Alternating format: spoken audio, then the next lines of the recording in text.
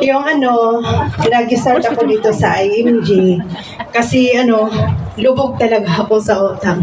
Utang talaga kasi dati OFW ako galing ng Malaysia, Saudi, Singapore. Uwi na ako dito sa 2012. 2000 balik ako sa Pilipinas kasi nag-business. Yung nakilala ko si IMG dahil kay Sis Mary Jane Tangag. Yung nag-share siya sa akin kasi alam niya na nalubog talaga ako sa utang, na lost yung business ko. Sabi niya, else may share ako sa iyo. Dito about sa IMG. Iniisip ko, takot talaga ako kasi baka scam.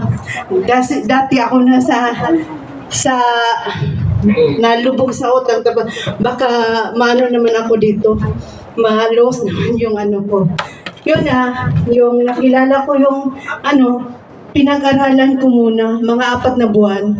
Tapos sabi ko, wala talaga akong pira, yung membership ko. Pero pinipray ko naman kay Lord, bigyan mo naman ako ng tamang company para maintindihan ko yung about sa financial. Kasi para hindi na ako ma-loss yung business. Gusto ko nang matuto. Ayaw ko nang magkamali ulit. Yung naman.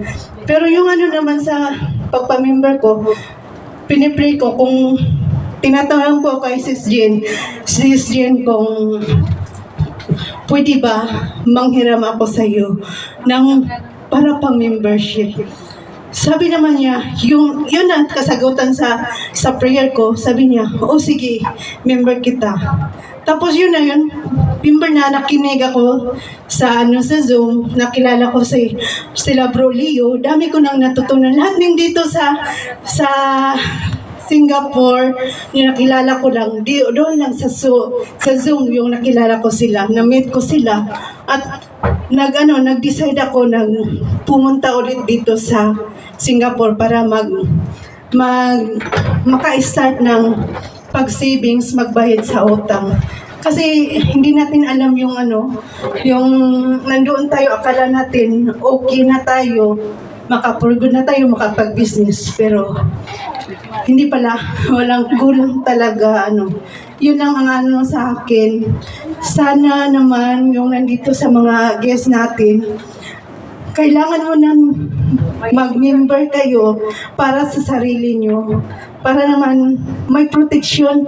Yung ko lang dito sa yung benefits lang ko sa IMG kasi wala akong pira pang mag-savings. Kasi sabi ko, kung mamamatay ako, anong maiwan sa anak ko?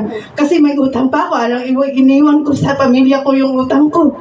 Yung ko na lang, yung mindset ko, lang ako sa IMG para sa benefits. Kung mamatay ako, may makukuha yung pamilya ko, yung anak ko, para sa pag-aaral niya. Kasi yung anak ko naman, 1 year old pa yun noon.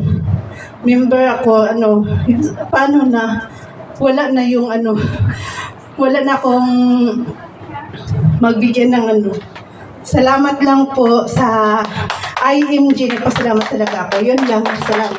Okay, maraming salamat, Ma'am LC. So, tawagin naman natin dito si Ma'am G. Mary